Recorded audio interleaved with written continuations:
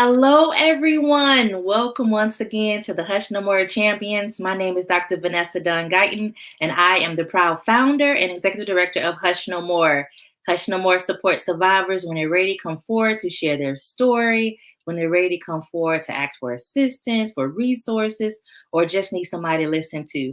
We also provide training in our communities to different churches, youth groups, different schools, and just to raise awareness because we believe that awareness plus knowledge equals prevention. So today we are going to have a topic about domestic violence and how it affects our community. So I'm truly, truly excited because we have to talk about it because that's how we eliminate it from happening and happening in our society. So my guest today is the beautiful Keever Murdaugh. She is joining me. Welcome, Keever. Hi, Dr. Vanessa. Thank you so much for having me. I'm so excited to be here. Me too, because it seemed like we coordinated this a while ago and now it's finally happening. So I'm really Yes. excited about it. It makes me feel so good that you can join me. So tell our audience a little bit about yourself. Sure. Well, as Vanessa was saying, my name is Keever Murdaugh, and I am the CEO and founder of Keever Murdaugh Enterprises, which is comprised of 4 different companies, one of them being a coaching and consulting firm. And I also have a TV show and podcast as well. This is a very I'm honored to be here. This is a very important topic, and it's like Vanessa was saying, it is something that we need to really hone in on to empower our community. I'm all about women empowerment and youth empowerment. Those are my passions. They are close to my heart. I'm also an ordained minister, and I've been speaking for over 10 years now. So we really interact with so many people on so many various levels with so many lived experiences. So this is a very important topic, and I'm honored and blessed to be here.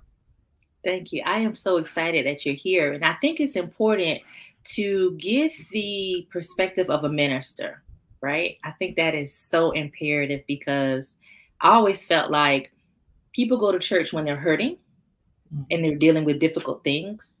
And so that is a place of hurt. And it's a place where you go where you're ashamed, embarrassed, and you really just need some love, somebody to talk to. But we don't always talk about it from a perspective of a minister or necessarily in the pulpit.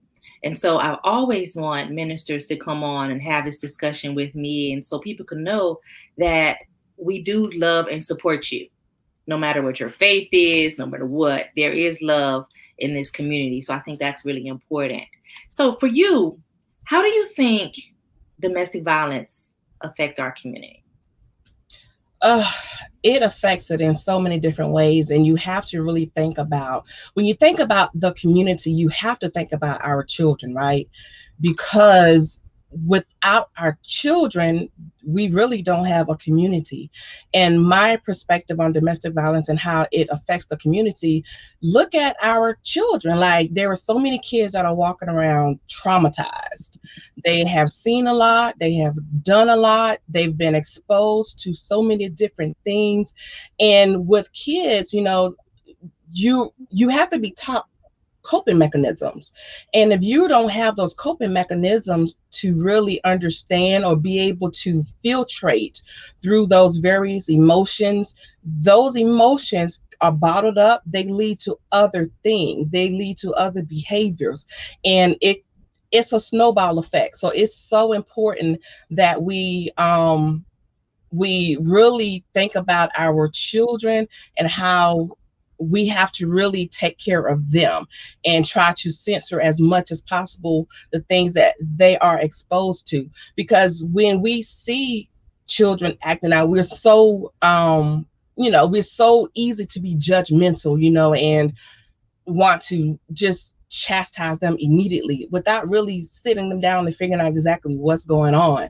So that's how a lot of our community deal with trauma is behaviors. So it's really important that they recognize the resources that they have in place. But domestic violence have a strong hold on our community. And I'm speaking from experience because it's something that I dealt with growing up also. And we don't always think about the perspective of the children. Oftentimes, I talk about from the eyes of a child because I grew up in a home of domestic violence as well. And our children are going through some things. And sometimes it looks like their grades are dropping, they're acting out, their behavior. Sometimes they're repeating what they see at home. You know, the aggression, the anger, it comes out in our children. So that's going to the schools and then it's multiplying. Then you got teachers frustrated, other children are seeing the behavior. So it does, from a child perspective, it does affect so much more. And I don't think that we look at it that way. Do And you? think about it like this too. I mean, I can remember growing up, I was angry. I was so angry, and I couldn't quite articulate why. I just knew that I was an angry individual, and it really didn't take much to set me off. Now, I wasn't a child to, um, start things or anything such as that. I was a extremely quiet individual, but it didn't take much for me to flip. But thank God for the grace of God, and through, prayer and counsel and coaching and healing, internal healing, I'm in a much better place. But I was angry for years, well into my, adulthood. And there are so many of us walking around angry and just not being able to get rid of it, or deal with it with healthy coping mechanisms. Who were you angry with? I was angry at my mom. I was angry at my dad, and I was angry at her particularly because um, I felt as if she could have done more to get out of the situation. And being a child, I kept putting myself in her shoes, such as saying, you know what, there is no way I can deal with this, I could deal with that. I just couldn't understand, being a kid, why she didn't get out when she did. Um, but as I got older, I realized also that she really didn't have the support system. See, looking in, being a little girl, I didn't really understand that. But when I became more of a teenager and I begun to really understand the dynamic of what was going on, I learned to look beyond just what I was seeing physically. And then understood that she really didn't have a support system. So she was probably scared, and she had three girls. I'm the oldest of three. So she was raising three girls on, basically poverty income. So she was probably afraid. But being the outside looking in, initially I just could not understand, why she was in that situation for so long. So I was definitely angry with her. um and I was also angry at my dad. I was angry at his behavior. I just felt that he could have been a better individual and that he just wasn't trying. So being a kid, I just could not process why he was behaving in such a way. And when there's domestic violence, the children are neglected in some way. And for me, I felt as if I was neglected emotionally. I wasn't held. I don't recall being held. I don't recall growing up being told that I love you. And it was extremely hard for me to say that, to utter the words I love you. So yeah, there was a lot of things that I felt that I went without, and I don't mean physically, I really mean like emotionally. And going into adulthood, I mean, it really affected some relationships. And it's something that I still deal with. I just turned 43 and I still deal with relationships. So yeah, I was definitely angry with them. I was angry at extended families. Like I was saying, I didn't feel as if my mother had the support system that she really need. And I think there was a lack of education back then too, because it seemed as if domestic violence was very prevalent, and there was a lack of resources, there was a lack of education, and a lot of people felt stuck.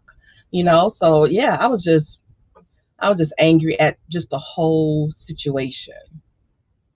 I think I went through phases.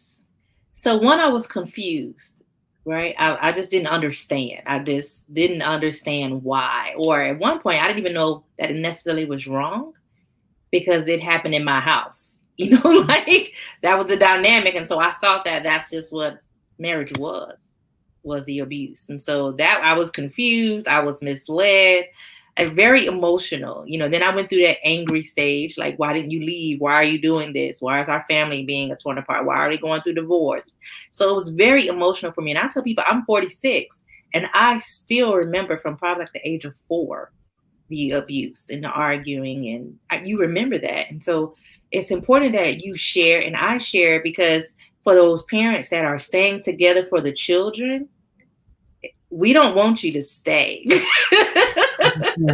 Like we And see think all about of it. the side effects.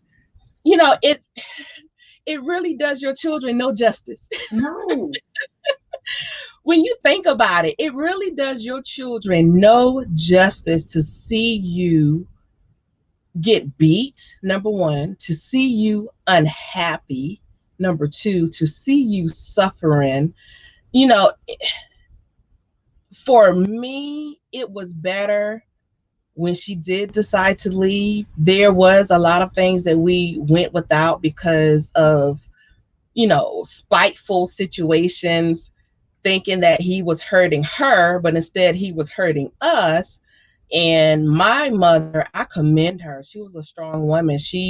When she left, finally, she didn't request any child support or anything.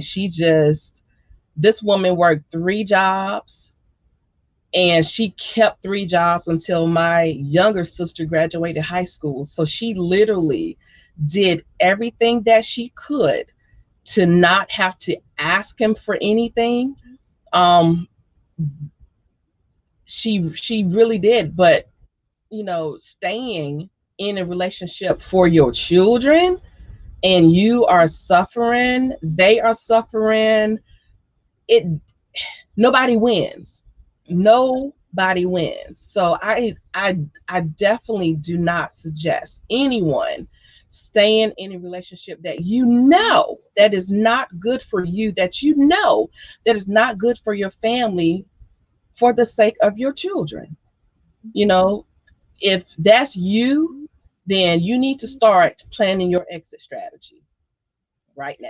I always say for us, we knew what was happening. Parents will think that their children don't hear and that they're hiding it.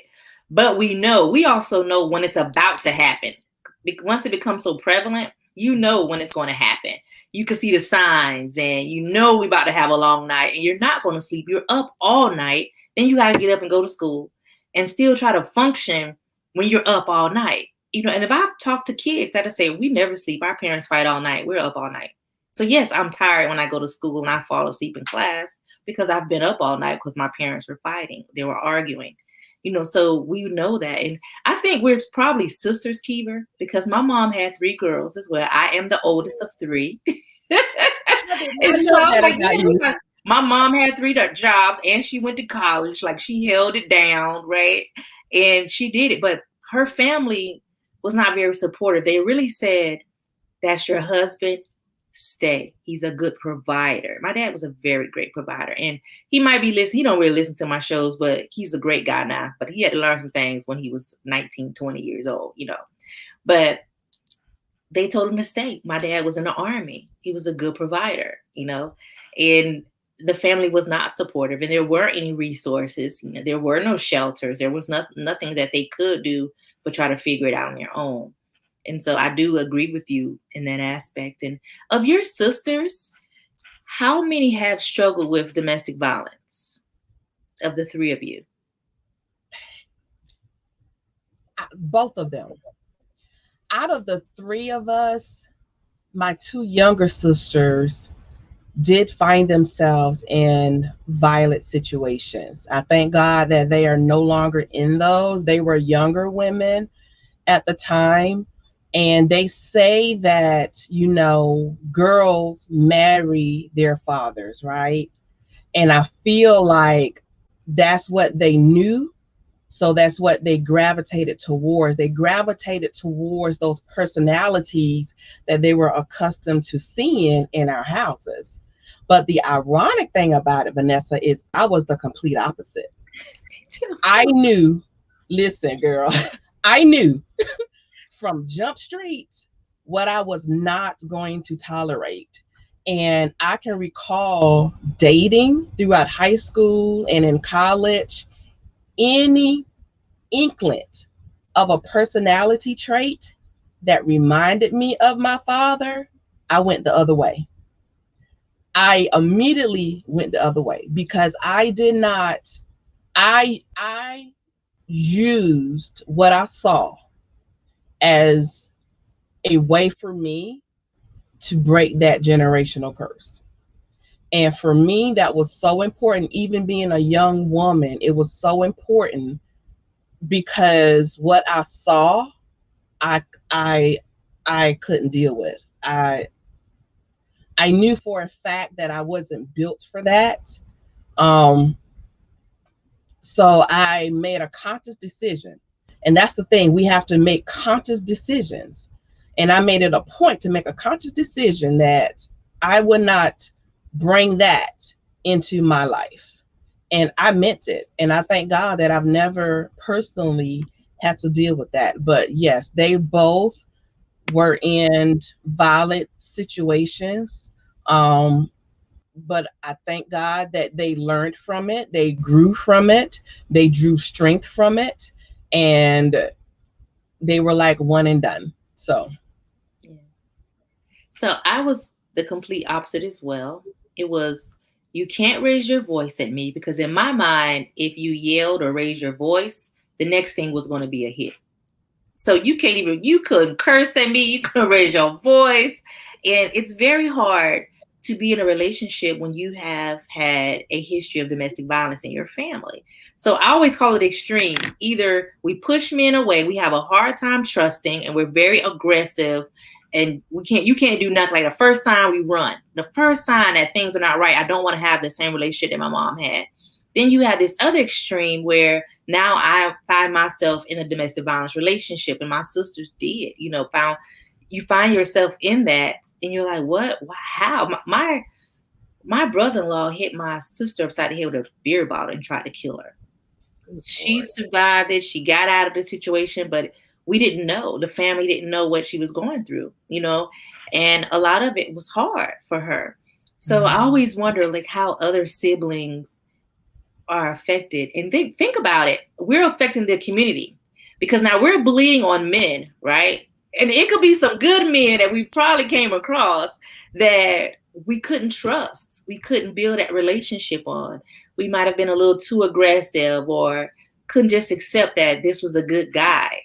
And then we have this other part where you have domestic violence with the siblings, and they're affecting the community as well. So it's really a big vicious cycle that each household affects the population, and people don't realize that. and that is so true. That is very true. For me, I was really good. Like I'm a really good judge of character. I can, and it's just something about me. Like I can really pick up if somebody has a really good heart and a really good uh, character. So I really haven't had any issue as far as dating the wrong individuals. My issue was definitely trust, though. Even though they were good guys that I dated, I still had a trust issue. And I was very hot headed. I was extremely short tempered. Like I said, I was extremely angered. I did not tolerate any foolishness whatsoever. And I had no patience. And because of that, I did not trust very easily either. And I thank God for my husband because he's a very calm and patient man. And God knew I needed that in my life to get me right because I was, girl, I was something else. I was a mess, but I thank God for growth and just being able to move past the pain and be able to forgive. Being able to forgive, it really took a lot, but I thank God that I was able to get to that point and find that peace. But yeah, trust was extremely hard. Yeah, and it is, and I didn't look at it as breaking generational curses because I didn't know what that meant at a younger age. I just knew it was not going to happen to me. Like I was not going to allow that to ever happen. And I pushed a lot of people away. You have this wall up, and just from that perspective, and then some people say it's not going to happen to them, and you look up and you're in that situation. So you just never know. It's really by grace. I always say, boy, grace is on my life because Right? it could have happened to me, because a lot of people will say, I would never allow it. And then they find themselves in that situation, you know? And so it's hard. It is so hard to figure out which direction to go and how to prevent it. But I always say there the signs be there. We ignore signs because, and this is from a male perspective and a woman perspective. There are signs that this relationship is not right, but we think it'll get better. We think that, oh, maybe I'm just being hard, but there are signs when you look back on the relationships that you're in now or that you have been in the past. That is so true. And like I said, I and you hit the nail right on the head. Sometimes the red flags is right there and they are screaming at us, but because we are so infatuated with who we see in front of us, who they want us to see, that we missed all of the signs. And some of us, I can remember when we were in school, and there were girls that was dating these guys that were like blatantly disrespectful, and they thought it was cute. And I'm like, no, sis, you should be running. That's a sign that he's not all the way together yet. And yeah, but I just took my personal experiences, and that was my motivation to go the opposite way. I didn't want any part of it because I was conscious to recognize the signs. And I think that's what we have to impress upon our community is be aware of the signs. And when people show you who they are, believe them and stop trying to make excuses for what other people are saying, what they're doing, how they are behaving. If they're showing you who they are, take them at that and go the other way. I believe it. We have checklists where you could check off these red flags, right? If you are in a domestic violence relationship, this is an abusive. If you are in a teen dating violence relationship, intimate partner violence relationships, to check them off. And the reason why we have these checklists is because we've seen it happen like time and time again over time. It's not nothing new. Domestic violence has been around for a long time. So we do have tools that you could use to even identify if that person is in a domestic violence relationship. And we also have safety plans for people to be able to come up with a strategy to get out. I think that is so important, to be able to use a strategy and have somebody that you trust that you could talk to about how to get out. For us, it's really impactful here in South Carolina. Both of us live in South Carolina, and our rates are high as it relates to death of women due to domestic violence, right? We bounce between fifth and sixth in the nation, very high. And I always tell people, we forget about, you could be killed, right? You can be killed.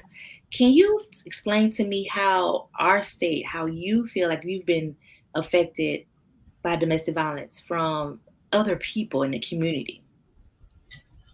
I can recall, and this was a very national case. I had a coworker in August of 2019 was killed by her boyfriend. And many of you may know the news story of Sheree Bradley and her 5-year-old daughter, Nevaeh Adams. Sheree worked at the same facility that I worked at, and she was murdered by her um, boyfriend in August of 2019. And it was such a devastating loss. It was a loss because we lost such a sweet individual, but it was also devastating in how the events occurred, and that it not only affected her, that her 5-year-old daughter lost her life as well. And it really put a rip within Sumter County's community. And as you know from the news broadcast, it took a while to find baby Nevaeh. I thank God that they were able to discover her remains, but the community still hasn't fully healed. And that's when there's a loss in the community from such a traumatic experience such as that, it takes a while for the community to heal. And when it's traumatic such as that, I mean, they're never fully healed. You know, the scar will always be there. It's like when you cut yourself with a knife, even though it may close close up or heal, the scar is still there. It may never go away. So when we have an event like that within the community, it not only affects that family, it affects the entire community as a whole. You know, yeah. So we definitely dealt with that as a workplace. We dealt with her passing, like I said, within Sumter County community, and it even extended outside of Sumter County. This was a national, this case went national with her. And every time you think of Sheree, you think of her demise. You know, you and her life gets lost in that story because of the traumatic events of it. So it really rips the community apart, and it takes a while to recover from something like that. It does. And when I met you at an event where we both were vendors, and I was doing the Hush No More table. And when we met again, he was like, I don't know if you remember me. I said, yes, I do remember you. Oh, yes.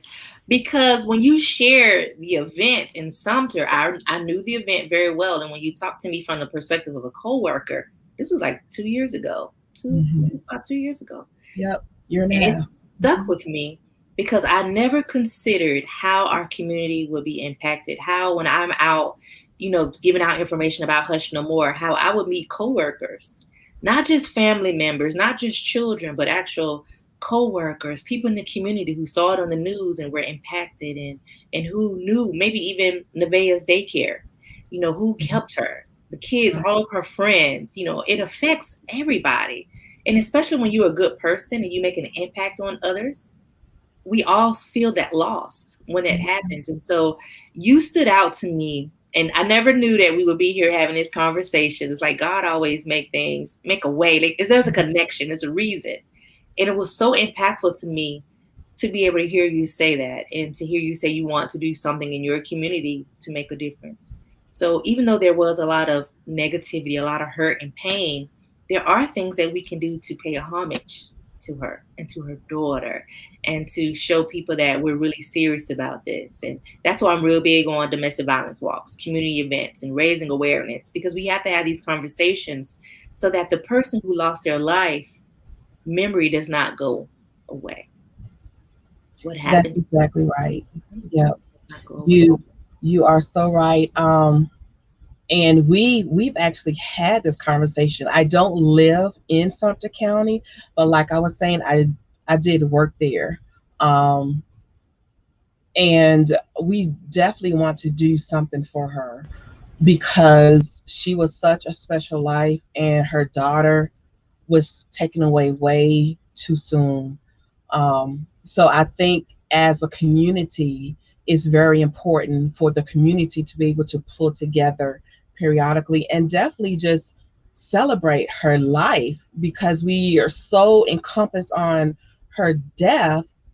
Very, very few times we really celebrate their life and the impact that they made when they were here. So I feel like it's so important to really take that time out and just, like you said, pay homage to who they were and the legacy that they have left behind and the love that they have left here also. Because when we lose somebody like that, I mean, and that's why they're so important for those who are in that situation. It's not just about you. God forbid, if something happens to you, there is a hole that is left in your community, in your family. So you just got to really think about, this is bigger than me, and I have a lot to live for, and just do what you need to do to get to a safe and a healthy place. A safe and healthy place. Yeah, and God forbid it happens to your children as well. A lot of times when we see men that kill women, and I don't get me wrong, we have some women that kill men. Okay, so I want to Mhm. always have a balance. But majority of the time it's a male killing a woman. It's a murder suicide. They turn around and they kill themselves too, or they kill the entire family. And I don't think we talk about that enough. And that's not to scare people, it's to give the facts. Like it can really escalate out of control, and you're not here tomorrow. You're not here tomorrow. And that's how it really affects the community. And I'm real big on intervention. When you hear somebody arguing upstairs, I don't care if it's 3, 4 times, just call the police. It is your business. As a community, it's our business, because when we lose somebody, we lose someone in our community, right? And it's not snitching. I always tell people Right. it's not snitching. Call the police. I don't always ask for people to physically step in and intervene, right? But you can be creative. You can knock on the door. Sometimes that helps, So people have came up with some creative things, but I don't always want you to put your life in danger. I say call the police. You standing there recording something does not help us. Call the police. Get them there as a Right. community. And as a community, we need to do better with that, because that is something that we don't like to do. We know that there's a disparaging um between the police and our community, but we really need to do better as a community to make sure that we are, when we say we're our sisters keepers, when we say we're our brothers keepers, we need to mean that. And like you were saying earlier, when you can sense when things are escalating, don't perpetuate the situation by egging it on or doing whatever. We need to intervene in some way, shape, or form. And you, like Vanessa was saying, you really don't have to put yourself in harm's way, but there is something that you can do. Call the police, pull that sister aside, provide resources, give her resources for counseling. I mean, something. But we cannot sit on the sidelines idly, and then when something transpires, then everybody's coming together and all sad when it could have been avoided. Yeah. So I always say it's important to ask the person, how can I help you? What do you need from me? People don't come forward and tell because they get judged. People say little smart things to them, hurt their feelings, and tell them, oh, you're not going to leave. They just don't say nice things to people that are going through. We already know that it takes a person between 6 to 8 times before they leave a domestic violence relationship. Just period. It's not easy to leave. And it's hard, very, very hard. And that's one reason why we work so hard to provide resources to make it a little bit easier. And it's not easy. We just kind of lighten the load a little bit. We try to make it a little bit better for you. But I wish people would intervene a little bit more and do yeah. something about that. Earlier we were talking about how we moved on from the domestic violence with our fathers. Stephanie wants to know, what steps did you take to forgive your father? um I love my father. I really do. We have come such a long way. But if I'm being transparent, I forgave him maybe about 20 years ago, in the sense of the relationship that he and my mother had, because I had to realize that that was between them. And even though I did not like it, I did not agree with it, that was still their marriage. But the issue that I had with my father was how he failed us as the children. And what I mean by that was, I don't feel as if he fully provided for us the way that he could have. And I was extremely angry with him about that. There were other situations that went on that I felt that truly affected us as the children, and that what I had an issue with. And if I'm being honest, I was not able to really fully let go of that aspect of it. It's probably been less than 4 years ago.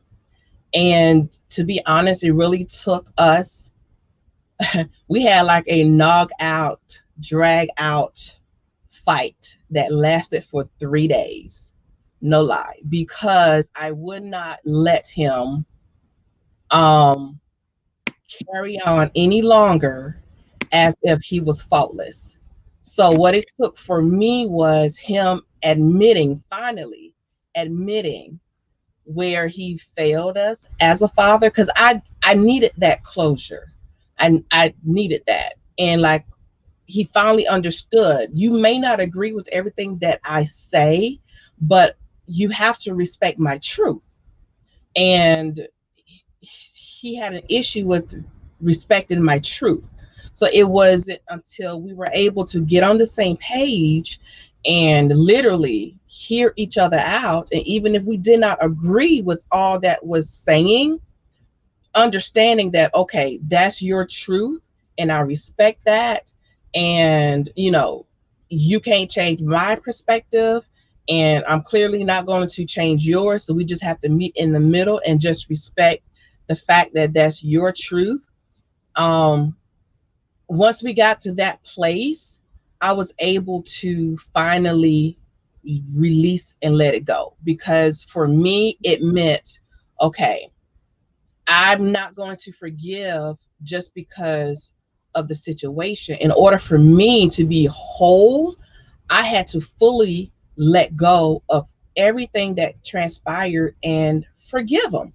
And when I got to that point finally, and I mean, really forgave him for everything, my whole outlook changed, my demeanor changed, my attitude changed, and I literally saw him in a completely different light. But I mean, it really took us like hard conversations.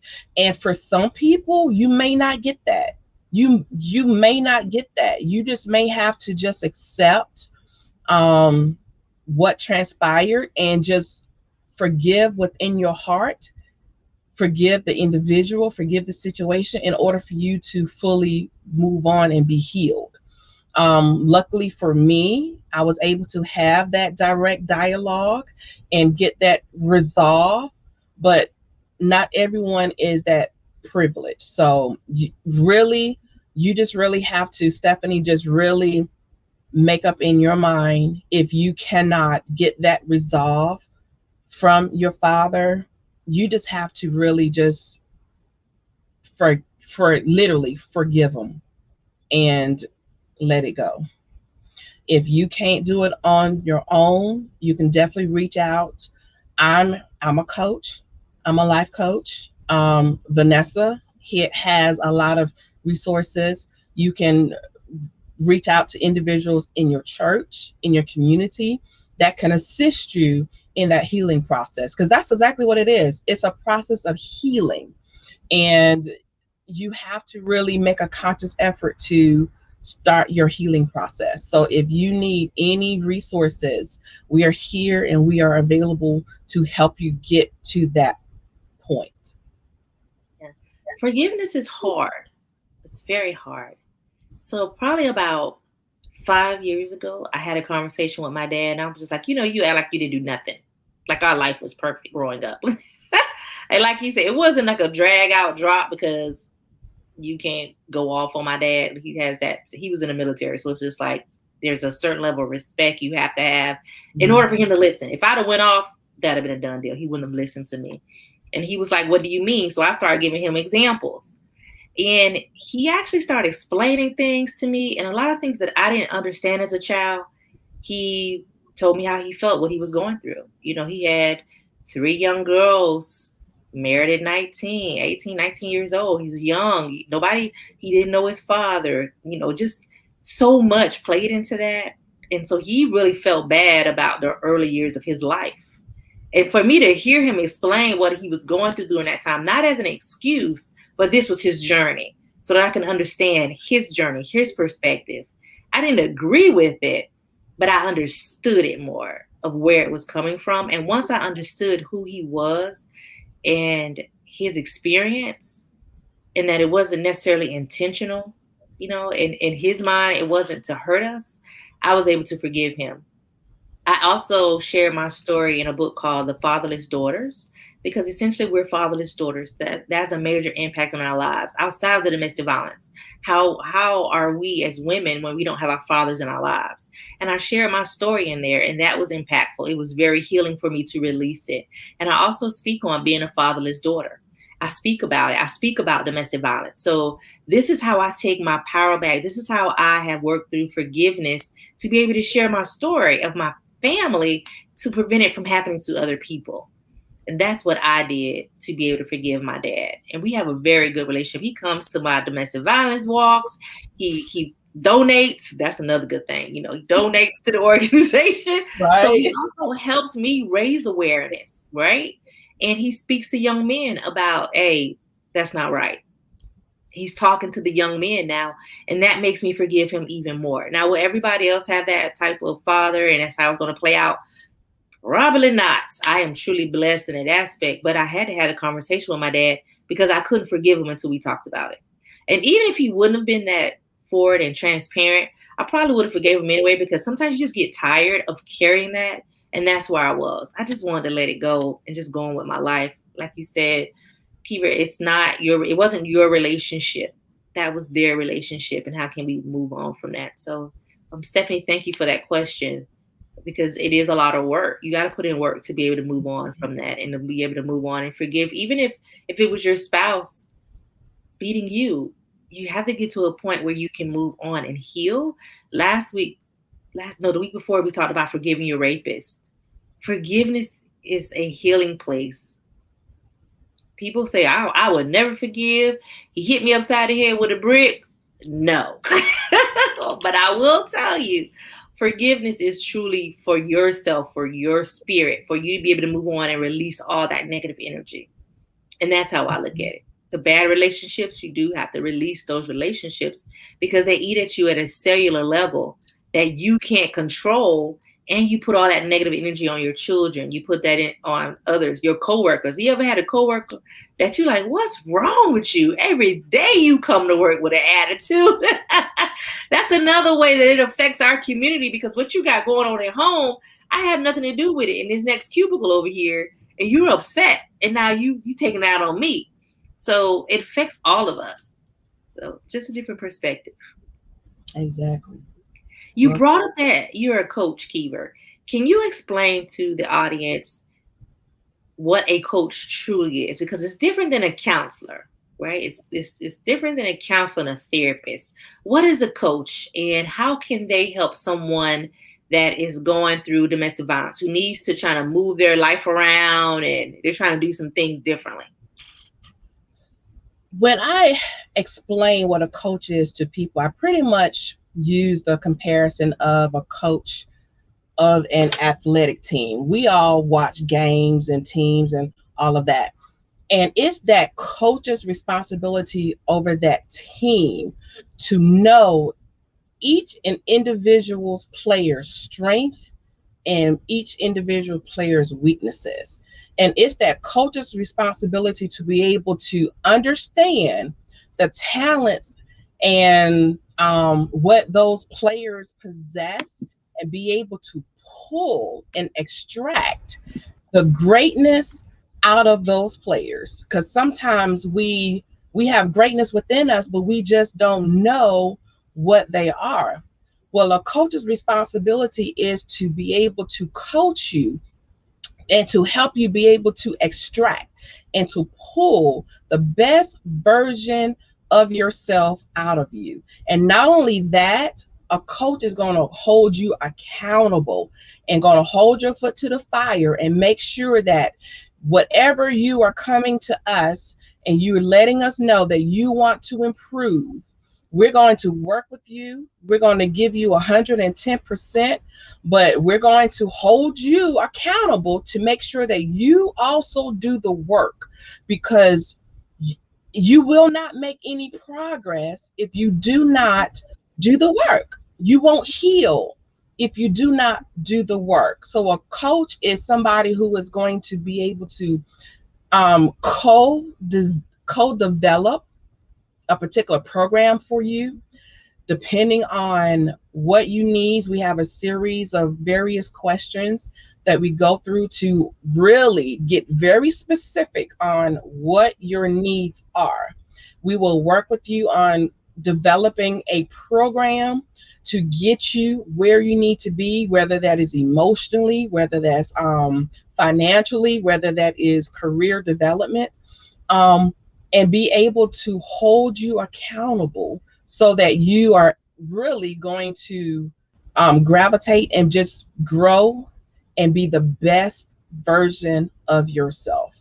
So if you are dealing with a lack of self-confidence, if you're in a relationship because you're lacking self-confidence, you just don't feel like you're strong enough, you don't feel like you're worthy, you don't feel empowered, and you stay because you really believe that's the best you can do, you need to get in contact with a coach. You need to contact me so that we can work on developing your self-confidence, developing your emotional intelligence, teaching you how to love yourself and how to teach others how to love you, helping you understand what your love languages are and what you deserve.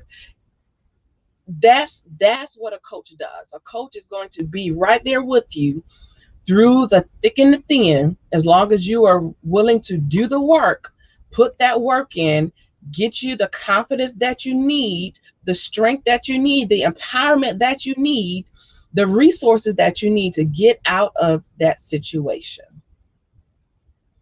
I love that. My coach, I have a coach, and her name is Angela Carr Patterson. She's phenomenal. Like, she truly changed my life. And she used to say, "I am going to help you make money so you can go to the next level. You're going to pay me, but I am going to help you to make the Right. money to pay me, but also so that I can get to the next level."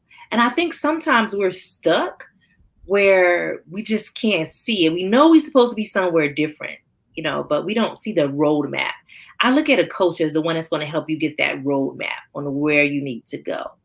And I think it's amazing to have a coach. And I don't get me wrong, I got a therapist. I keep a therapist. I truly do. I believe in counseling. I believe in having a psychiatrist. If you have anything mental going on, that is very important. But a coach is right there beside you, just to get to that next level. Mm-hmm. And it's so important. It's really, you are investing in you. You are investing in your well-being. You are investing in your financial welfare. You are investing in your mental. You are investing in your legacy. You are investing in your family. Getting yourself coaches have coaches. I have coaches. I have several coaches. I have several mentors. I have several counselors. Like, we need coaches too, because there's things that others can see in you that you can't readily see all the time.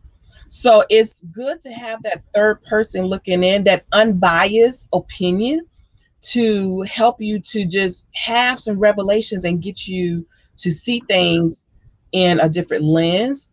And when I use the word coach, I don't just give you the plan. We're going to work through this plan together.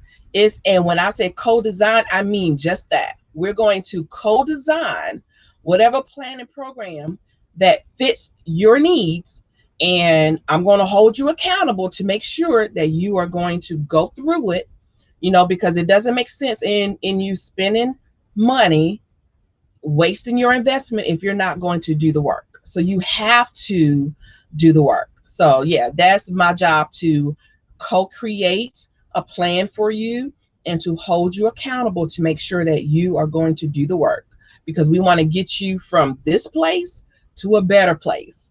And you can't do it sitting still, wanting different results, but not willing to do the work to get there. So Yeah, I am real big on doing the work. I had people say, "Well, I have to call all these places." Yeah, I just give you the phone number. I give you the website, the phone number, and what this organization does. What if they have funding? I'm going to say, well, they have funding, right? They're a shelter. They can give you some gift cards, some clothing, but you got to do the work and call. It's not like we can't do it for you. You that's have to right. want to be able to heal. You have to be able to want to move on and go to the next level. And you won't value it. Now, if I did all your work for you, you're not going to value the growth process. You're just going to just take. That's like our children. I have two young adult children now, but when they were younger and they were always coming to me for money, they really didn't value money until they had to work for it.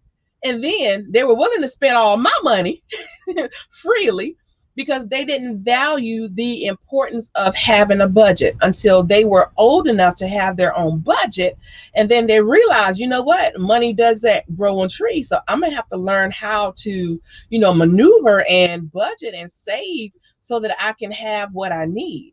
Your growth process is the exact same way. If we were going to do all of the work for you and just hand it over to you, you are not going to value the growth in it. So it's you have to get in those trenches with us and do the work, because nothing is going to be handed to you. Nothing in life is handed to you anyway. So in order for you to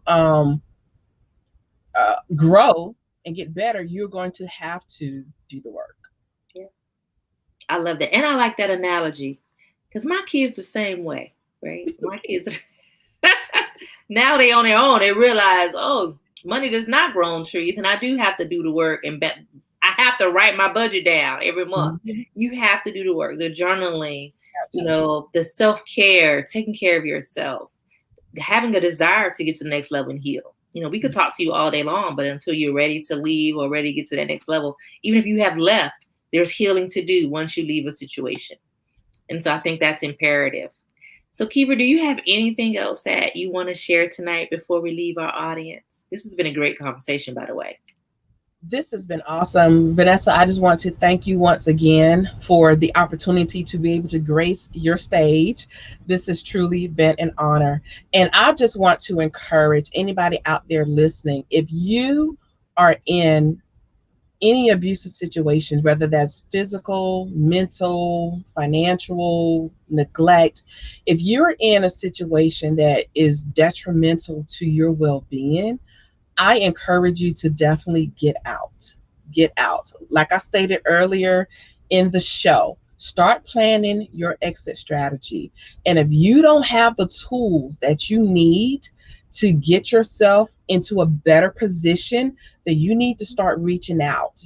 Reach out to Hush No More Foundation. Reach out to your church. Reach out to me. Reach out to anybody that has the resources that can help leverage you and get you into a better space, because we need you.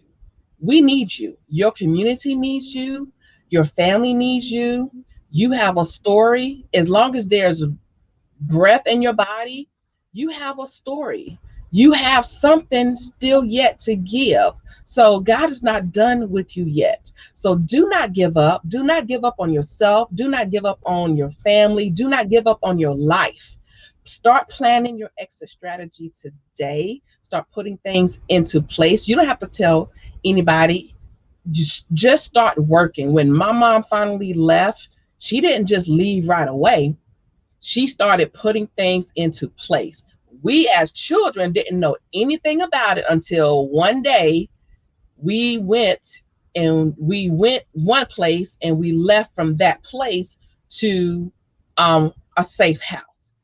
But when we got there, she already had clothes. Like she had so much stuff because she was taking little small steps, and she started planning her exit strategy. And when she finally left, we were pretty much set up. So that's what I want to leave with you today. Start planning your exit strategy. If you just can't just up and leave, start planning your exit strategy today. Start seeking resources. You can reach out to me at Linktree. That's linktr.ee/Keever Murdaugh. I'll be more than happy to coach you through this situation. Reach out to Vanessa Foundation, but I just want to encourage you to get out alive and get out safe. I love it. I love it. I love it. I love it. Because I think it's important to let people know that you're available, right? And that you're encouraging them. We need to be encouraged sometimes when we're going through. Susie said, "This is awesome. Doing the work sometimes is not easy. It is not, but it's possible." So remember that it's possible. So tonight we talked about how domestic violence affects our community. We talked about it from the perspective of being a child, growing up in a home of domestic violence, from having a major loss of a beautiful woman and her daughter due to domestic violence, and how can you get coaching to actually help you through this process right alongside your therapist. You can look at a coach as well, and Keever is an excellent coach. So just Thank consider you. that when you're trying to get in your healing process. Before I leave, I want to talk to you all about some of our upcoming events. Next week, we'll have Tammy Mobley. She's going to be here to talk about how to turn your trauma into success. Just because you've been through some things does not mean that you can't have a successful career and be able to share your story and be able to get to the next level. So that is next week. We'll be hearing from her all month during April. You know, that's Sexual Assault Awareness Month. That is one of our favorite months here. We are going to be talking to some amazing guests. So make sure that you tune in to Hush No More Champions every Tuesday night at 8 p.m. Eastern Standard Time. And we'll also be announcing some special guests that we'll have throughout the month. Join us April 16th for spoken word. If you are a poet, if you do spoken word, if you write, sing, join us April 16th for that night. That's a Friday. April 17th, we'll be with Lance Adam. We're going to do some self-defense training called Survivor to Warrior. How can you fight back? He's amazing. That's going to be live. We're going to be social distancing. Wear your mask if you're in Columbia, South Carolina. Then the next virtual event, it's going to be on April 18th. We're going to do the Hush No More documentary screening. So grab your popcorn, your family, and sit down so we could talk about the Hush topics. And April 24th, I want my parents and my children listening in on April 24th as we talk about child sexual abuse. How can parents identify, how can they prevent it, and how can children report it and feel safe and prevent it? So we're going to have a great discussion on April 24th, and all of those for Sexual Assault Awareness Month. We want to make sure that we bring awareness because it leads to prevention. The more you know about a topic, the more you can prevent it from happening to you. And so with that, contact us if you need anything, if you need someone to listen, if you need resources, if you want to be able to be a guest on our podcast, contact us at 1-888-285-2161. You can reach us on our website at www.hushnomore.org. We are on all social media platforms to include YouTube. We're even on Clubhouse now. So join our Clubhouse group. And you could join us every Thursday night at 7 p.m. for art therapy. You don't have to be able to draw because we can't, but we have a great time just looking at something else, drawing something that just makes us feel good. So we have a lot of events. Look at our website for all of our upcoming events. You can register at all our events there. And we look forward to just being with you as we on this journey of healing and getting to the next level. Remember that you have a right to tell it. It is your story, and you have a right to heal. Peace and blessings to you all. Thank you for joining us. And peace and blessings, Keever. Thank you. Thank you. Bye.